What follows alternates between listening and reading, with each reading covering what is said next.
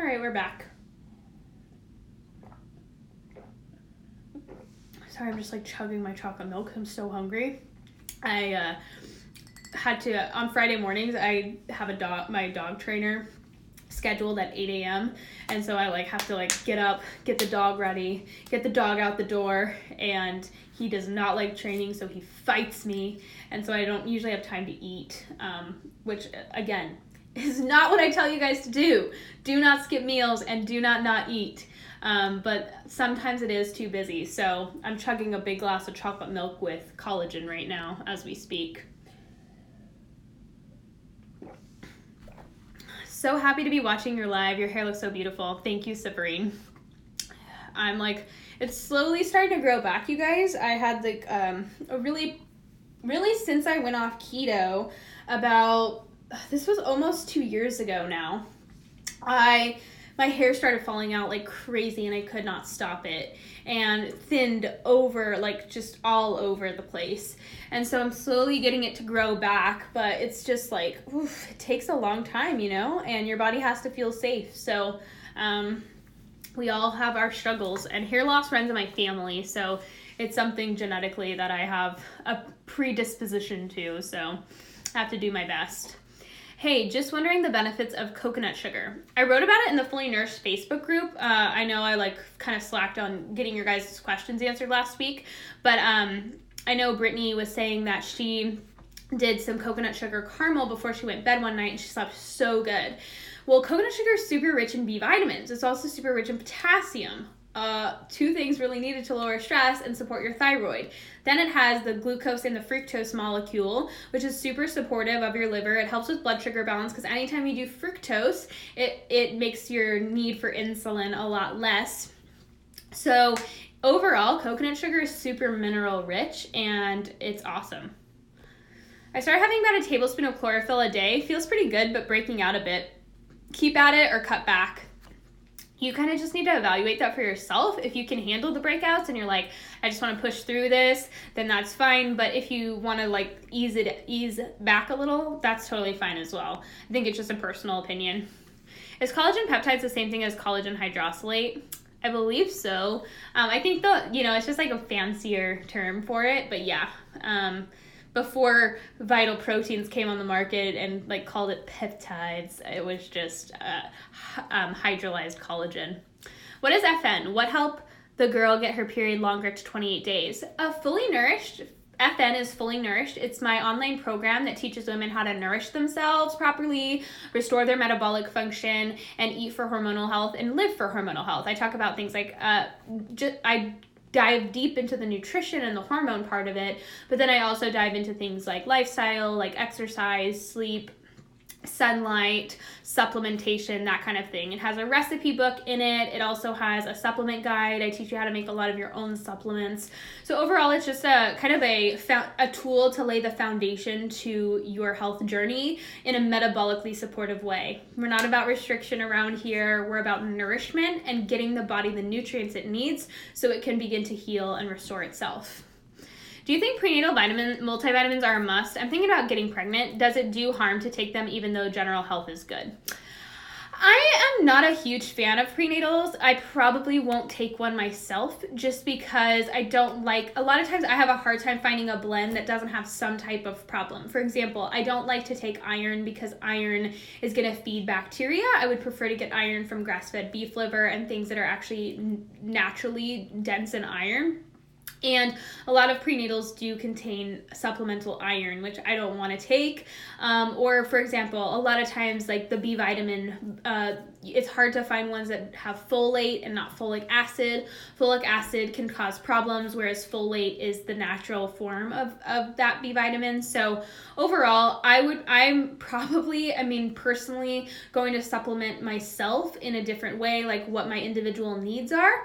But that's something that you really should ask your doctor. Is a prenatal necessary? I'm almost positive there's plenty of people who have gone through pregnancy without taking a prenatal and been okay. But again, it's one of those things where I think it's really just a personal preference.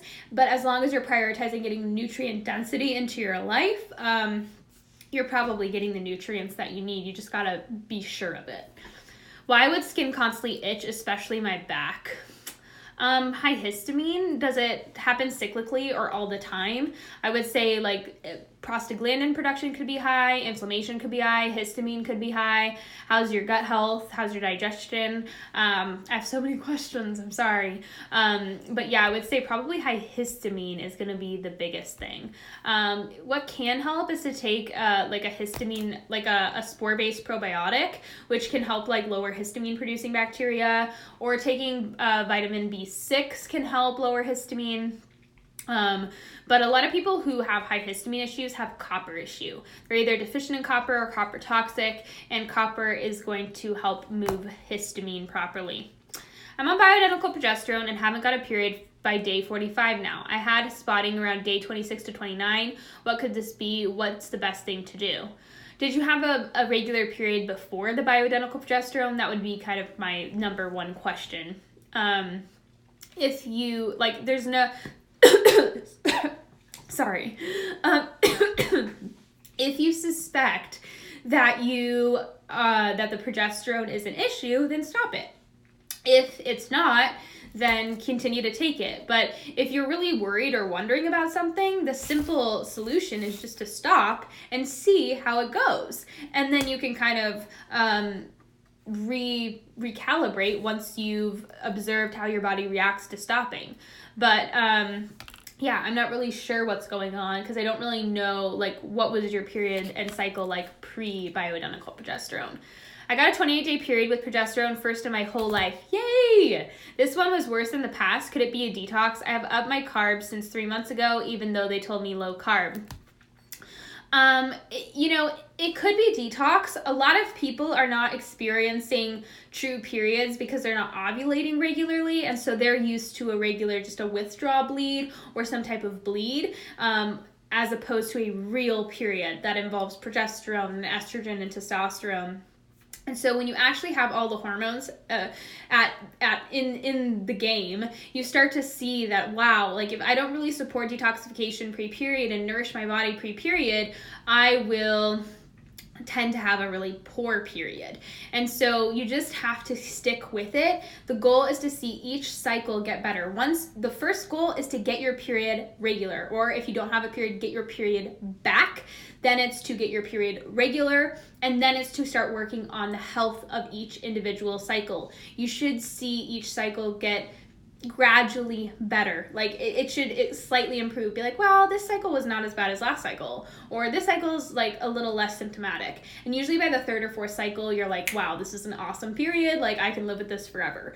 So I would stick with it and not worry about it too much. But if the next cycle is also pretty bad, I would really work on supporting detoxification. I read itchy skin as part of PCOS. Any recommendations for that? Is driving me nuts sometimes. The thing is we got to stop identifying ourselves with our issue. There are things driving PCOS symptoms, and it's different for every single person. A lot of people with PCOS have really bad digestive tracts, really bad gut issues. They can't detoxify histamines well, and so they tend to have a lot of inflammation throughout their body. Eat a raw carrot every single day, or a raw apple every day. Preferably both. Make sure you're eating protein, carb, and fat every couple of hours. Avoid wheat.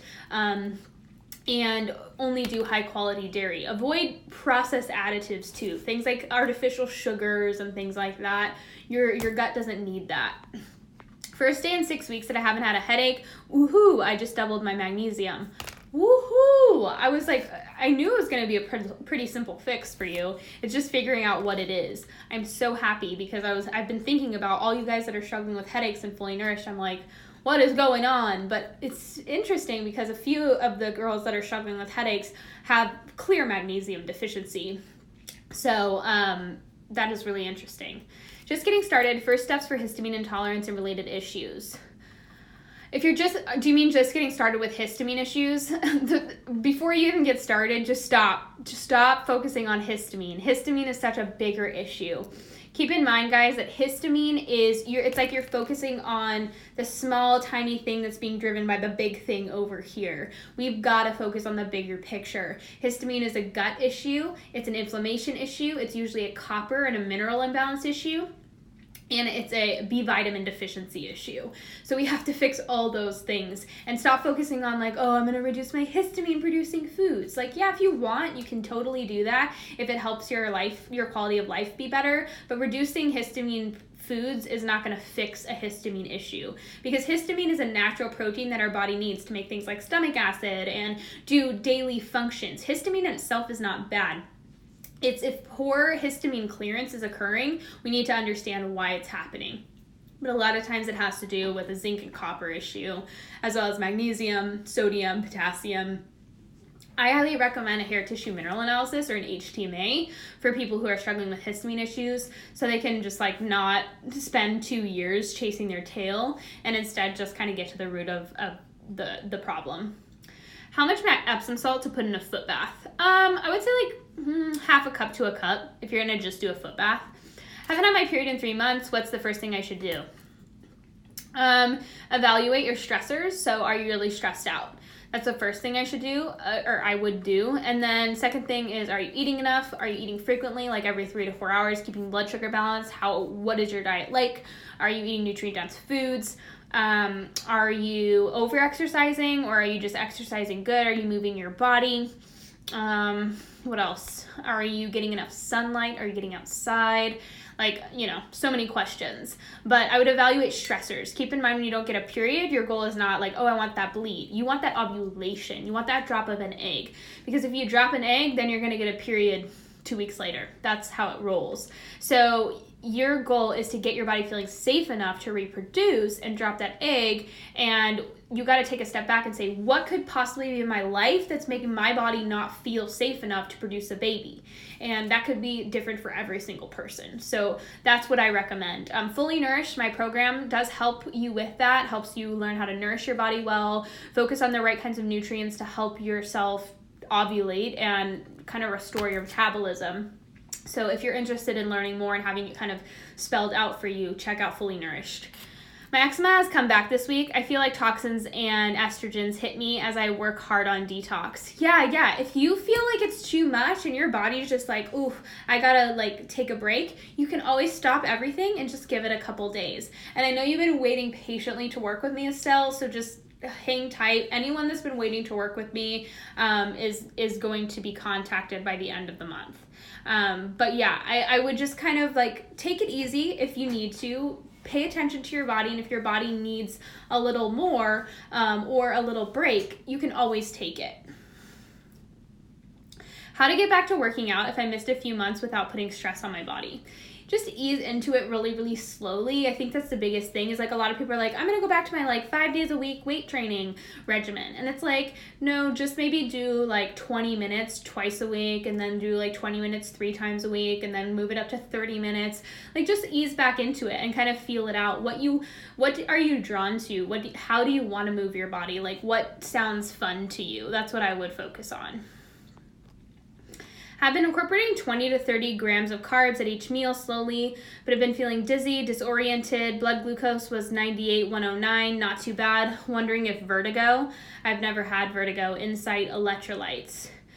Yeah, I mean, a lot of times if you've been on a low carb diet for a really long time, you're insulin resistant. You've forced your body to become insulin resistant, and so you're not uptaking carbohydrates very well, and it just takes time. I mean, yeah, potassium, sodium, magnesium, those types of things, but blood sugar being 90/109 is pretty good post-meal.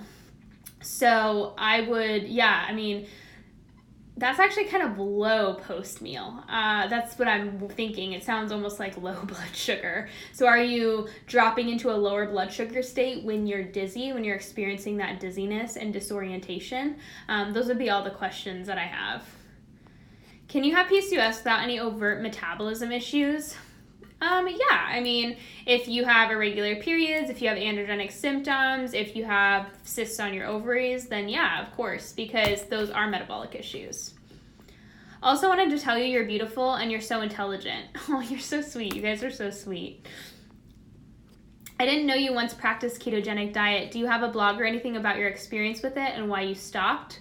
I don't. I am going to create a YouTube video that talks about it, But you guys know, if you've been around for quite some time, that a ketogenic diet is literally putting yourself into a starvation mode. And I've learned so much over the course of the years. I went from being a strict paleo, strict paleo to low carb paleo into keto. And over the years, experienced some symptoms get better, but then also realized that some things were actually getting worse.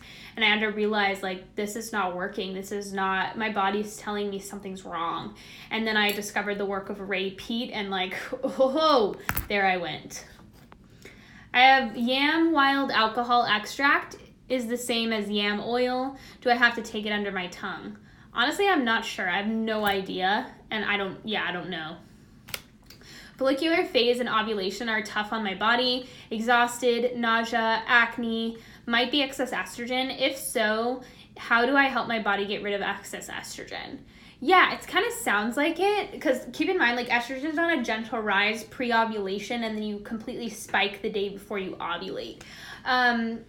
But if your luteal phase is really good, I mean, you might just need the progesterone, and once the progesterone comes into the picture, it's like, okay, finally your body's really good. But yeah, I mean, you would really want to support, like, for me, when somebody says, like, how do I detox estrogen? I'm like, well, what are your habits like right now? Like, are you eating your raw carrot every single day? Are you doing protein, carb, and fat every 3 to 4 hours? Are you getting enough calories overall? What's your exercise routine like? Your stress levels. I mean, those are going to affect how you detoxify estrogen. And then basic nutrients, things like minerals, like magnesium, potassium, sodium. Vitamin E is super important, vitamin C. So it really just depends on where you're at. But some good ways to, like, promote detoxification are, like, detox baths, getting into a sauna, making sure you're taking the burden of toxins off the body first and foremost. So are you drinking filtered water? That would be a question that I have. What else? Coffee enemas, castor oil packs. All those are great ways to support detoxification. Drinking chlorophyll every day. Having a slight crisis of health information, since fermented cod liver oil is considered a PUFA. Should I stop taking it? I've heard the fermentation process it goes through is protective against lipid peroxidation. Any thoughts? Keep in mind that cod liver oil is a little less high in PUFAs, but keep in mind that any fish oil is going to be extracted from a cold water fish that swims in the deep, dark, cold ocean.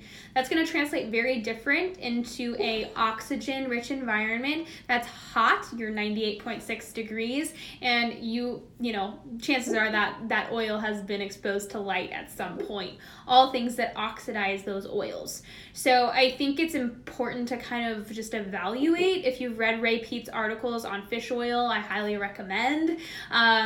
But yeah, I mean, I personally would just save myself the money and not take it. But it is rich in vitamin A and K. So, you know, I don't think like cod liver oil killed anybody, but I don't think it's something that's really necessary to spend the money on either. Remember my issues with headaches? First day and a half without any pain and slept like a baby last night. So confused. I doubled my magnesium, but that's it. Period in 3 days. Yeah, you might just need more magnesium. On the bottle, it writes 20 drops, 200 milligrams of yam. Is that 200 milligrams of bioidentical progesterone? I don't know. I'm not sure if the yam that you're talking about is like progesterone, unless it is saying like bioidentical progesterone. I'm really not sure. I know progesterone is extracted from wild yams, but I don't know if wild yam translates into progesterone. Hair is falling out. I don't track how much I eat, but I eat when I'm hungry, and I'm eating whole foods often. What else could it be? And should I take a biotin supplement? You could try biotin supplement, but you want to evaluate stressors. You know, I know you eat when you're hungry, but are you keeping blood sugar balanced? That would look like eating something that is like protein, carb, and fat every 3 to 4 hours. Are you in a stressful time of your life? Are you being exposed to anything that you're not like is not natural in your environment? Is your job really stressful? Is your relationship really stressful? Like any stressors involved? And then have you been through like a stressful event in the past year or so? Usually hair fall starts like 6 months after the stressor occurs. So I would evaluate all of those things. But yeah, it's usually minerals. B vitamins can help, like biotin, but a lot of times if the root of the issue is not a biotin deficiency, biotin's not going to do anything.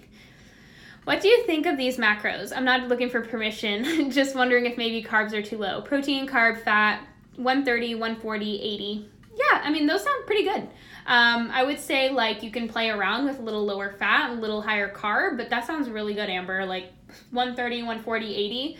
Awesome. And sometimes on, like, your more active days, I know you're not into, like, strength training or doing much exercise, but if you ever wanted to, like, start exercising, you might find that you do a little better on a little higher carbohydrate on those days in particular. Here are so many benefits to cod liver oil, gaps, nourishing traditions. Now you say it's bad, please clarify. I didn't say it's bad. I'm looking at the science of it, the biology of it. Those people are looking at what's the hearsay about it, what's, it's been passed down. But I'm looking at the actual science behind it. How is it interacting in the human body with human cells?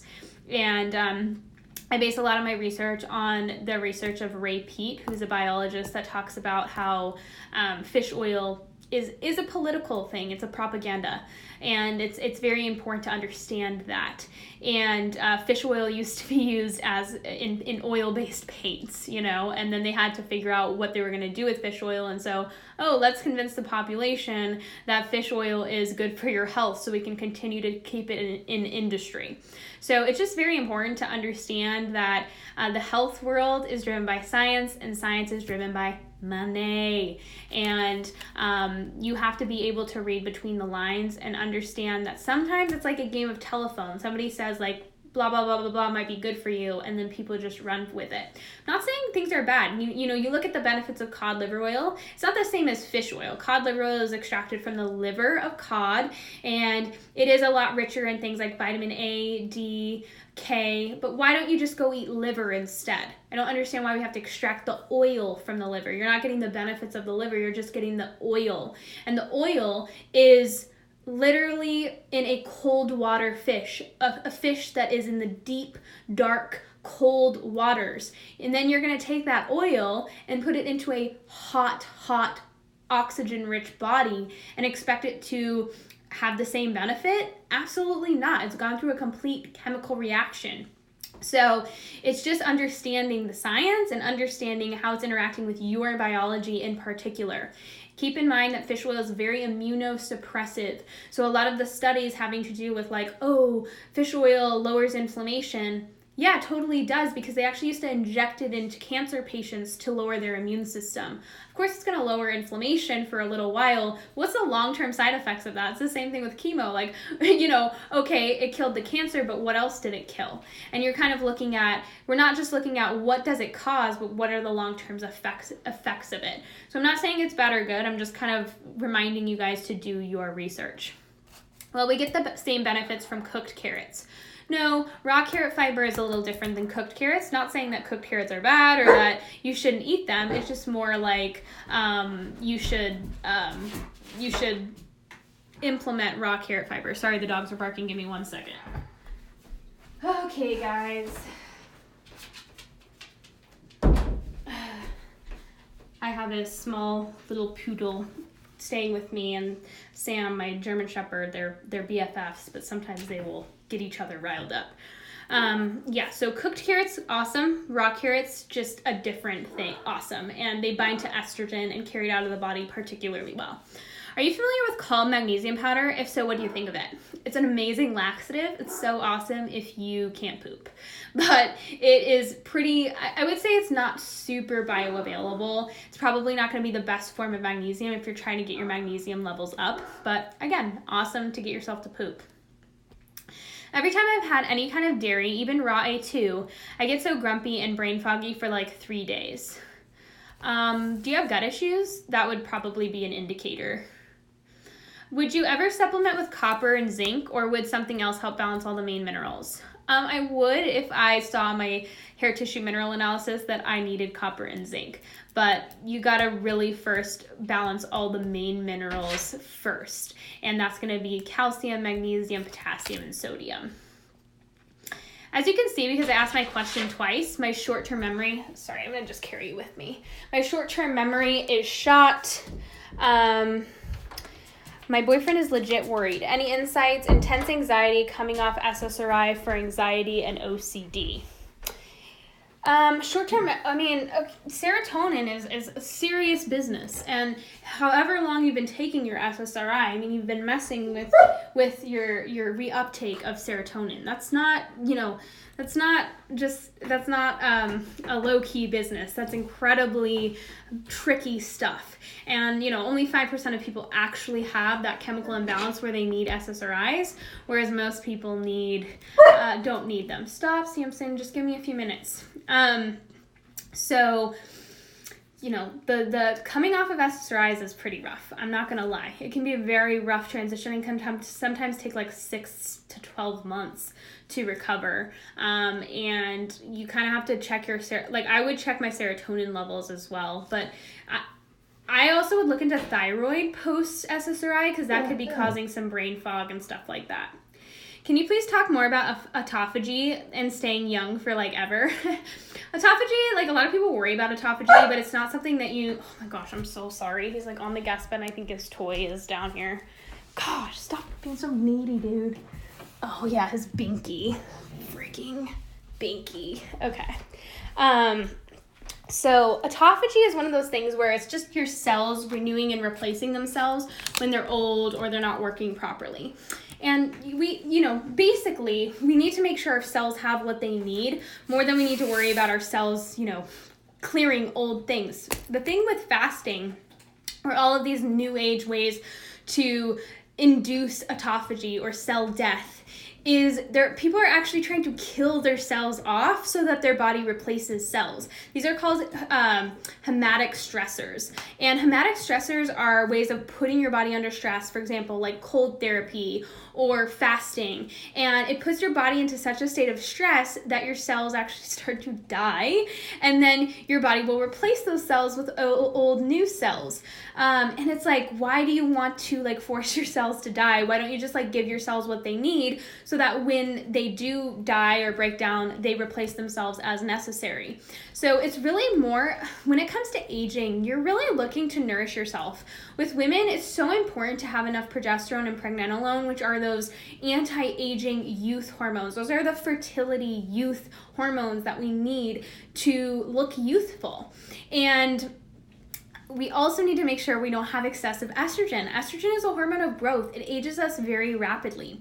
Excessive amounts of cortisol and adrenaline pull the collagen and elastin from our tissues and break them down for sugar. So we want to make sure that if we're trying to really focus on anti-aging, we're feeding ourselves really well, we're not doing restrictive diets, we're not forcing ourselves into unnecessary leanness body-wise, and we're really making sure that we have the minerals that we need, and we're keeping the right hormones in the right places. And I think that is probably the best way to focus on anti-aging more than anything else.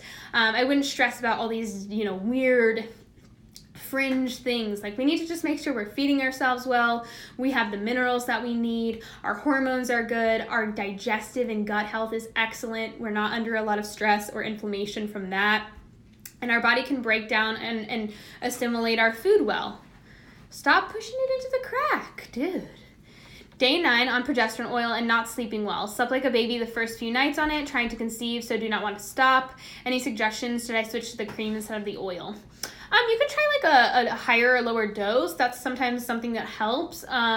Or you could try the cream as well. Sometimes it just takes some experimentation and messing around with things. I would make sure I'm taking vitamin E oil as well with progesterone, just because sometimes it actually starts mobilizing estrogen, which can mess with sleep. What are the key supplements for trying to conceive if you could choose the 1 to 3 most important? Thank you. Again, it depends on what the person needs.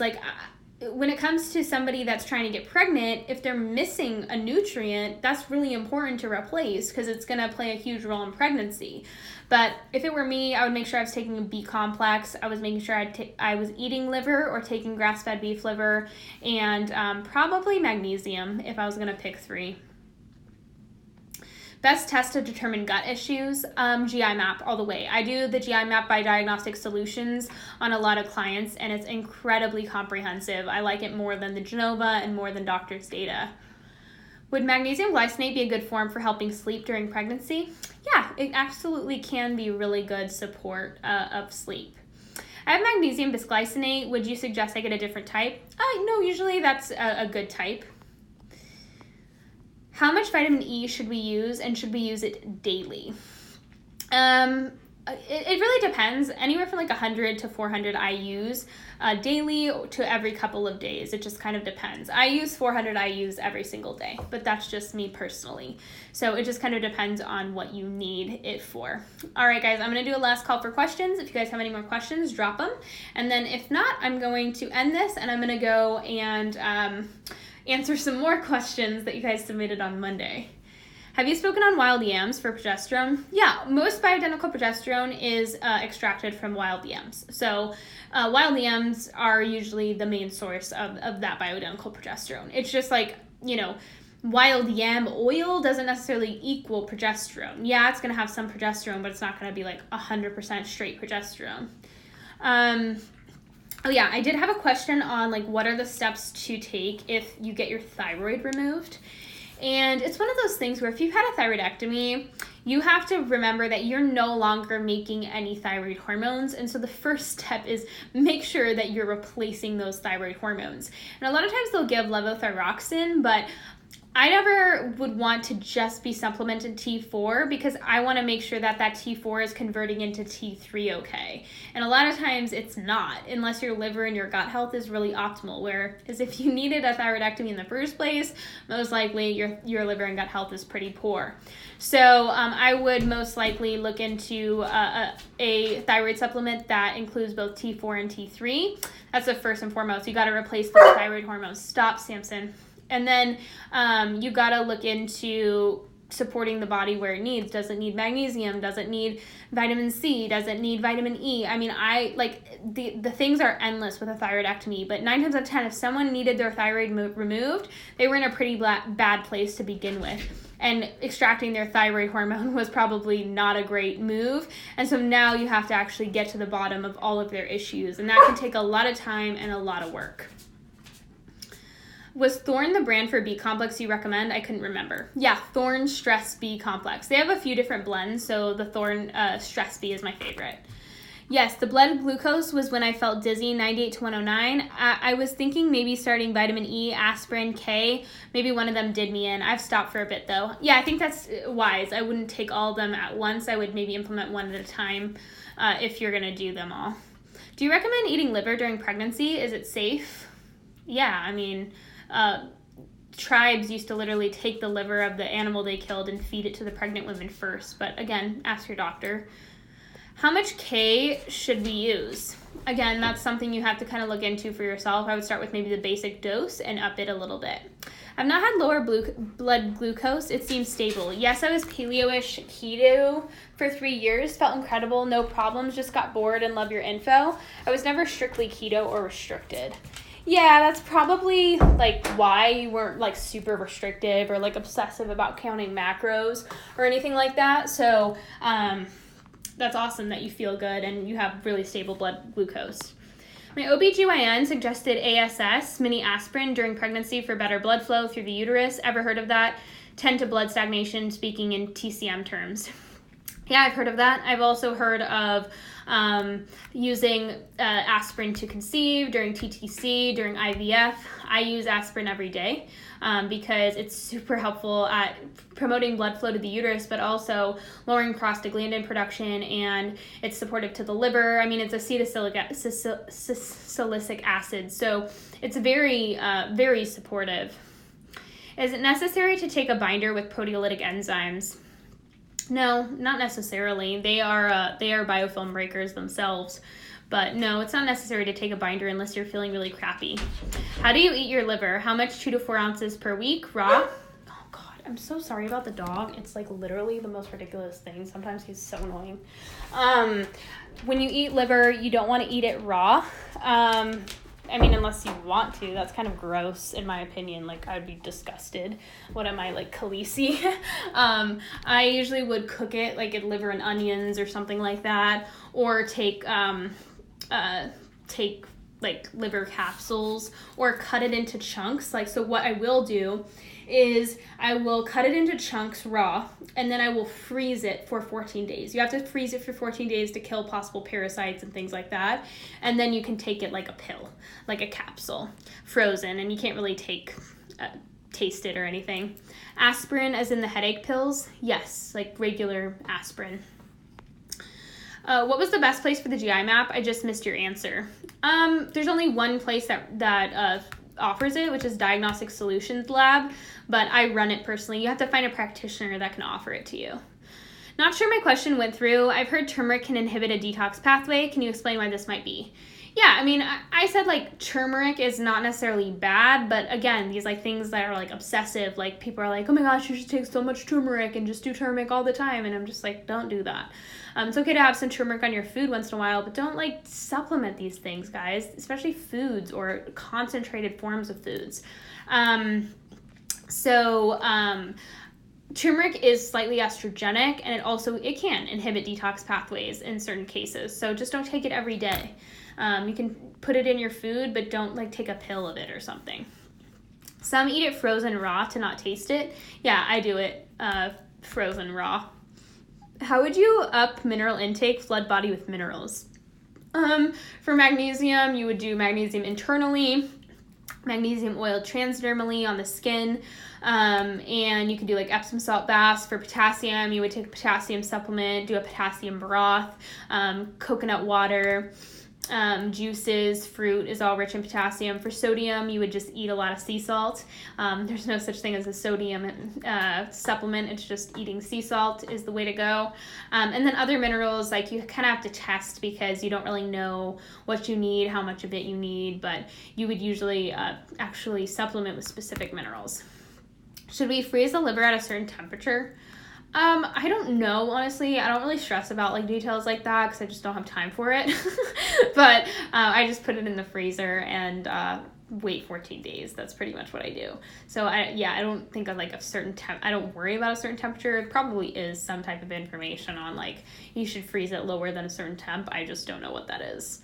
But yeah, I wouldn't stress about eating liver raw. Like I just kind of do it as a precaution to kill possible parasites or contaminants. But if you're getting high quality like grass-fed liver, it's usually not a problem. The magnesium cream, how much would you put on daily? I don't know about magnesium cream. I know for the magnesium oil, 4 sprays equals 48 milligrams. So I usually do 8 sprays at night. I'm not sure about cream. I'm at the urgent care right now. How about our steroid shots in combo with antibiotics? Best way to bounce back? Corticosteroids are going to be like, they're just really like up your cortisol response and your adrenaline response. That's how they're like getting inflammation down quickly. They like kick your adrenal glands into gear. But yeah, I mean, just see how you recover. It's not like something to stress about. And then antibiotics, I mean, you know, like they just kind of wipe out your gut bacteria. So it really depends on the type of antibiotics you're taking. There are some that are fairly okay, like penicillin and tetracycline. Like those tend to be pretty mild. But the higher duty ones, the heavy duty ones tend to be a little bit more damaging to the microbiome. But I usually don't stress about it because the gut usually just bounces right back. Unless you like do them excessively like month after month or something. Told I have PCOS because of multiple follicles on ultrasound, so I was given hormonal birth control, but most recent ultrasound shows only 1 follicle now. Would going to a copper IUD make it come back? Birth control doesn't fix our periods, you guys. As much as they would like us to believe it, it doesn't do anything. We have to focus on why we had, usually, okay, this is the craziness of the medical system, and of course there are amazing doctors out there. However, sometimes I'm just baffled by the idiocy. First of all, have you ever been asked before you got an ultrasound if you ovulated before the ultrasound? If the question to that is no, that is ridiculous, because keep in mind there are usually 8 follicles maturing towards ovulation, but only 1 will win. And so leading up to ovulation, you will have 8 to 12 follicles that show up on an ultrasound naturally. That's what it's supposed to look like. That's how an ultrasound is supposed to look. And I am not a doctor and I know this. This is shockingly scary. Then, on top of it, once that ovulation happens, that's when you start to make progesterone, and so you'll only have, there will only be 1 follicle. So where you get the ultrasound in your cycle completely matters. If you ovulated before the ultrasound, completely matters. If you have a period, like what is the worry? Like, that's my thing, is like, why are they so, like, do you have symptoms? Do you have PCOS symptoms? Like, what's going on? Because if you have multiple follicles on the ultrasound, a lot of times it's just an ovulation issue. Like, you're not ovulating, or you haven't ovulated yet, or you're ovulating irregularly. And so your goal is just to get ovulating. And no amount of birth control, copper IUD, like, those things don't fix anything. It's eating regularly, getting your blood sugar balanced, limiting inflammation, making sure you're sleeping well, limiting stressors, getting the nutrients that you need. Like, those are the things that the body needs to drop an egg or therefore reproduce. A copper IUD deficiency is not what is needed, nor is there a hormonal birth control deficiency. So it's more just, I would focus on, I don't see the problem with one follicle. That's why I'm like baffled right now. I'm like trying to ask the right questions, because I'm just like, yeah, I mean, you only have one follicle that matures to ovulation to drop that egg. You don't have multiple follicles. But in the race towards ovulation, you're going to have multiple follicles. So it really is dependent upon when you're getting that ultrasound done in the cycle. But yeah, that's kind of like my question. I'm not really sure how to answer it, because I'm not really sure what the issue is. Ceruloplasmin blood test was a bit high. I have the copper IUD. Could this be related? Not sure if I should remove it. It could be related, absolutely. I would just get a hair tissue mineral analysis if you have access to one, or if your doctor can run one. Stop like chasing symptoms and just see if you have copper toxicity, which is possible and could be driving all your issues. Because I know you've been trying to get your period back. You have HA. You did HRT, and it's been like, less than good for you. Like, you almost feel like you've regressed. Like, I know you've been trying a lot of different things, and so what I would do is I would make sure that you don't have copper toxicity, and I would just get to the root of the issue. Let's just get it done. It sounds like somebody's like chasing symptoms, and I don't like that. Like, you're trying to figure out what your problem is, and so a hair tissue mineral analysis is important. Yeah, ceruloplasmin is gonna be that carrier for copper, and so if your body's moving copper and is detoxing copper, then sometimes it'll be higher. But if your body doesn't have zinc, or you're depleted in other minerals that are needed for copper removal, then you're gonna see symptoms for sure. What is a good way to detox the gut? You don't detox the gut, you want to balance the microbiome in the gut. So the first thing is get your diet in check, get your nutrient dense diet down, make sure you're sleeping, make sure you're exercising, make sure you're sweating, make sure you're getting enough sunlight. Those are kind of the basics. And then if you still like have digestive issues or inflammation stemming from the gut, then you dig a little deeper. But a great way to start lowering inflammation is eat a raw carrot every single day. That is one of the best ways that you can start working on your gut health. Agree. Can I do it with you?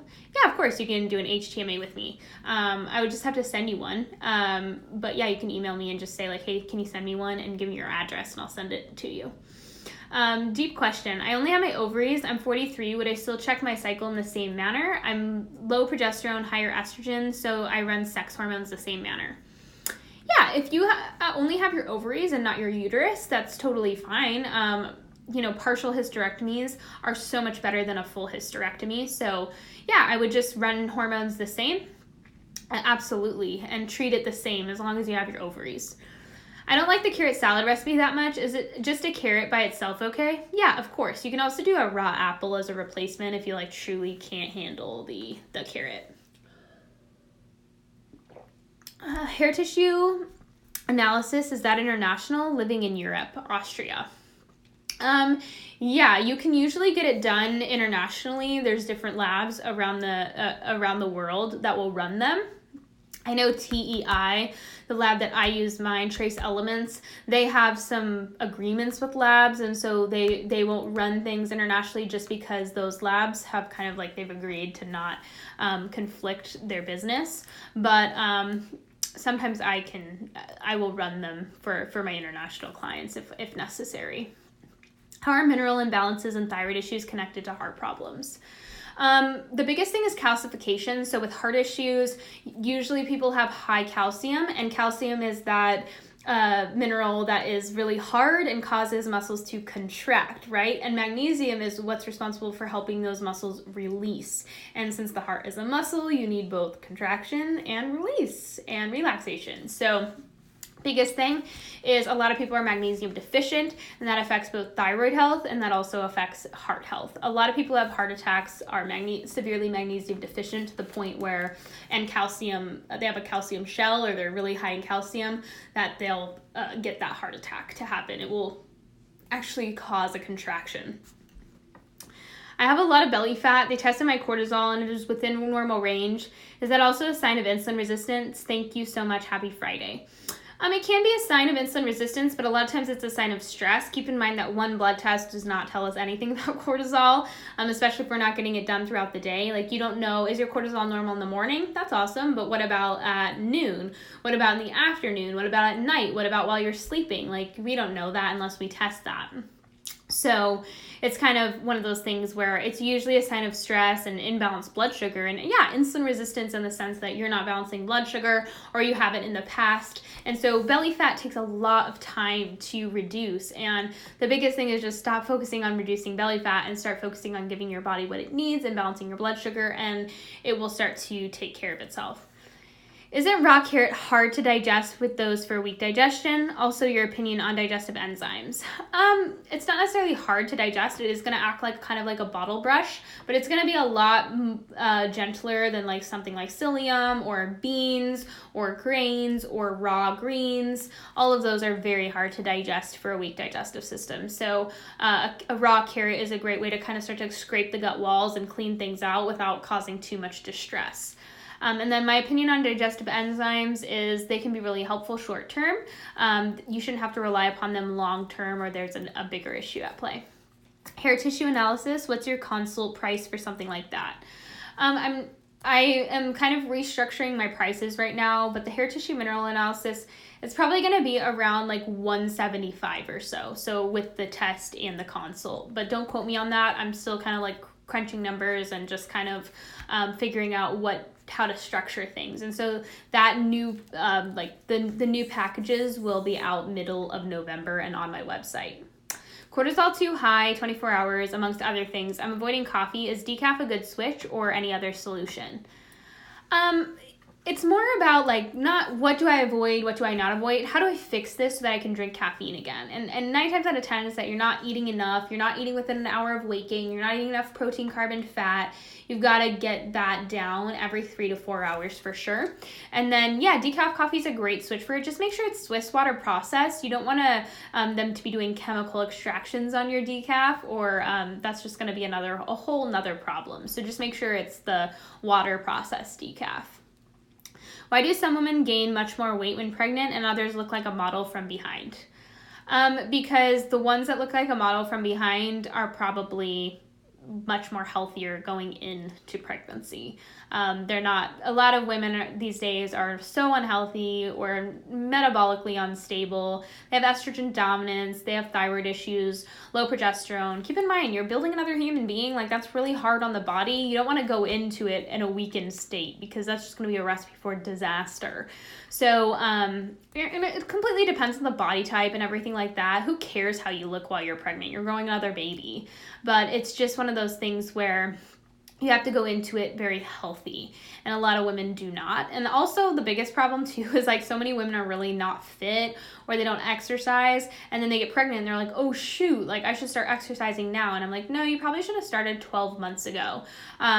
Pre-pregnancy prep should start happening about 6 to 12 months before you even decide to conceive. If you have to take blood thinners for life and your doctor tells you that vitamin K is a no because of INR levels, any recommendations? Liver enzymes always high. I would have to look at your health history. I wouldn't go against your doctor's recommendations, but I've seen a lot of clients that just go to a different doctor and their doctor say different things. You just don't go in and say like, my previous doctor said to do this, because they'll just be like, oh yeah, you should do that. Instead, make them work for it and like say like, what's your opinion on this? And a lot of times it'll change. So I think it's just your, if you have to take blood thinners for life, I would ask, can I take aspirin instead of warfarin? And then, if vitamin K is a no because it helps with blood clotting, like I don't know. I would get multiple opinions on that. If liver enzymes are always high, like, why is your liver so stressed out? That would be my question, which I know is like, you're like, I don't know. And that would be the question I'm asking as much as you're asking. But yeah, heart conditions and heart issues are usually driven by minerals. Like, I would say 9 times out of 10. Like, it's crazy. People think like, no, like, I didn't have a heart attack because I was deficient in magnesium. And I'm like, probably. Like, probably. Raw carrots make my mouth itchy. I'm not able to cook them even for a little. Yeah, you guys can do whatever you want, you guys. If you want to cook them, go ahead and cook them.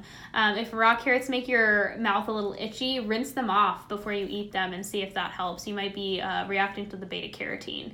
But yeah, if you want to cook them, go ahead. It's just changing the profile of the fiber, and it's not going to be as effective, but it still will do something. Fluoridated or not fluoridated toothpaste? I think fluoride is the devil. So I stay away from anything fluoridated because I don't want to stress out my thyroid. And I've been using non-fluoridated toothpaste for like 8 years and I don't have any cavities. So I don't think fluoride helps with cavities. What benefits do you get from taking aspirin daily? I see lowered inflammation. Like, my rosacea has completely gone away. My keratosis pilaris has completely gone away. Digestive-wise, it's just much better off. Like, I'm not as inflamed all the time. My liver works better. My blood sugar is better. My hair is not falling out as much. Like, just all the good things. Like, symptom-wise, it's just lowering systemic inflammation. And I also feel better. Like, I just have a good feeling. Maybe a stupid question, but do you peel the carrots or no? Not a stupid question. That's a good question. Yes, peel the carrots. You always want to peel root vegetables because on their peels have something called saponins on them. And saponins are what kind of protect them when they're sitting in the ground growing from like bugs and bacteria and like worms and things. Like, there's a lot of critters down there. And so the actual inner part of the vegetable needs to be protected, but they do have like a slight inflammatory effect or antibacterial effect because they're trying to kill bugs that are around the potato. So you always want to peel root vegetables. Do you have PCOS? Yeah, I have PCOS and I have 3 autoimmune diseases, lupus, Hashimoto's, and celiac disease. But I don't really struggle with them that much anymore. So I don't really care about diagnoses. I think they're stupid. Like, people are like, oh my God, I got diagnosed with PCOS. And I'm like, who cares? What are you going to do about it?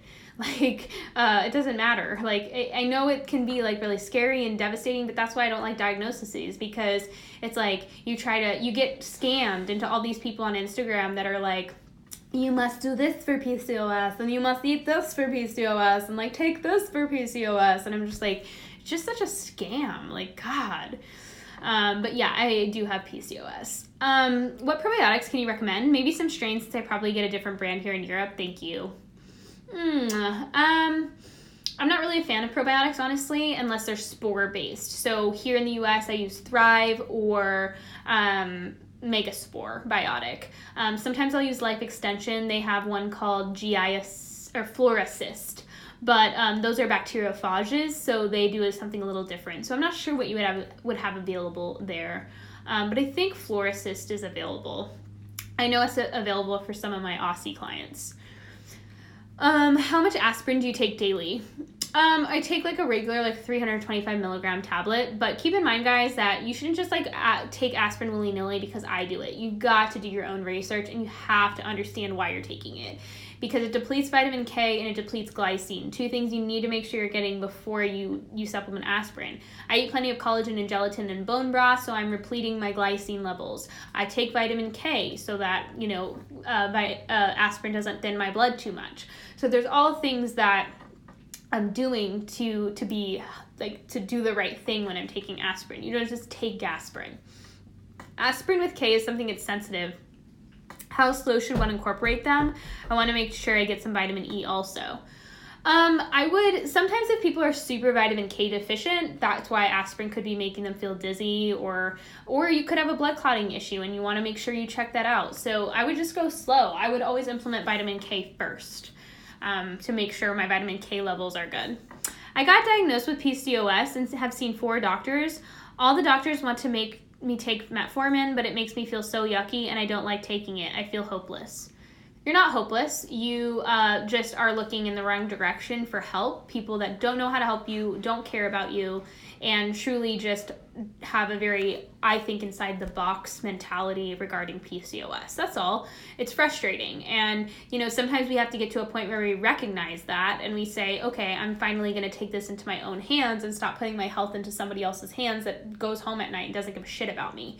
There's metformin helps some people. I don't like it because it increases lactic acid so much and it kind of poisons the ATP or poisons the mitochondria, which can lower ATP in the cell. But it can be helpful. It increases Akkermansia bacteria in the gut, in the digestive tract. But like me personally, for example, I've taken it in the past. That was like years ago. And it made my hair fall out and made me like extremely depressed. Like I literally couldn't handle it. And so now that I know more about the science behind it, I'm just not a big fan of it. But there are other ways you can go about like helping your PCOS other than metformin. You just have to kind of do your research and figure out what's best for you. How does long-term aspirin differ from long-term use of ibuprofen or acetaminophen? Thought long-term use was harmful. Not all NSAIDs are created equally. Remember that aspirin was created way before the COX inhibitors. It's made of acetylsalicylic acid, which is derived from things like white willow bark, whereas the COX inhibitors like Advil, ibuprofen, Tylenol, like acetaminophen is very different. They used to only be able to be available by prescription, but then once they came out, they did this experiment that actually they fed rats high-dose aspirin, like 5 grams of aspirin per day, which gave them like ulcers and stuff.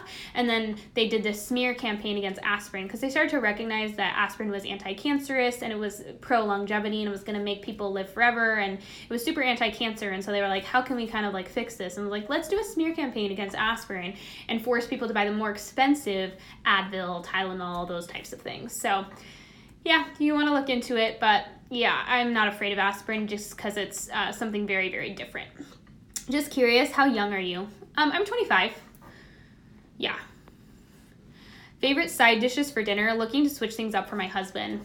Sweet potato fries. What else? Ooh, I like to do these, will slice potatoes really thin. I guess you could use a mandolin, but I don't have one. And almost make like potato type chips and like lay them out and they get really, really crispy and just put them in the oven and bake them. Sometimes I'll do like these lavender honey carrots where I'll like toss carrots with like honey, butter, lavender, and then put them in the oven and roast them. I like to do this really delicious beet salad where I'll boil beets and then I'll slice them thin and then throw them with like thinly sliced red onions, red wine vinegar, a little olive oil, and salt and pepper. Like make like a little like cold salad and put it in the fridge and let it marinate. Super delish. I'm trying to think of what else. I'm super boring. Like I always just roast my vegetables or do something like in a pan just because I'm like, I kind of like to keep things really simple. I'm trying to think of what else. Ooh, what else have I done? Like for a side dish. Like cheesy au gratin, like zucchini or summer squash, like yellow squash, super good. I like to do roasted kabaka squash. So good. Like I just roast squash with a little like oil and salt and pepper. Those types of things. I keep it pretty simple. If not taking probiotics, how to rebalance the gut microbiome, fermented foods. It's all about what you eat, girl. It's all about what you feed those bugs. Those bugs like specific prebiotics. And so you feed them, you only feed your good bacteria. Prebiotics, you can take probiotics. Like I'm not against probiotics. You just have to do them specifically. I'm not a big fan of fermented foods in high amounts just because they're so lactic acid producing. Tried taking Vital Proteins collagen and found it kind of hard to digest, slowing down digestion, lowering appetite. Don't have any problems with bone broth and gelatin animal foods though. Any opinion on that? Yeah, people that are really sensitive can sometimes not handle collagen just because of the process that it's going through. Like gelatin has to be converted into collagen, and they break down the individual peptides, and sometimes that can be hard to digest for super sensitive people. I have clear skin during my cycle except all other days. Thoughts? What do you mean during your cycle? You mean your period? Or because your cycle lasts 28 days. So do you mean your period? Do you mean your follicular phase, your ovulation, or your luteal phase? But if it's while you're on your period, that makes sense because your hormones are at their lowest and your liver has the least amount to detoxify. All right, guys, Instagram is cutting me off. These are going to be saved for 24 hours, and I'll be putting this week's lives and last week's lives on YouTube tomorrow. I'll talk to you soon.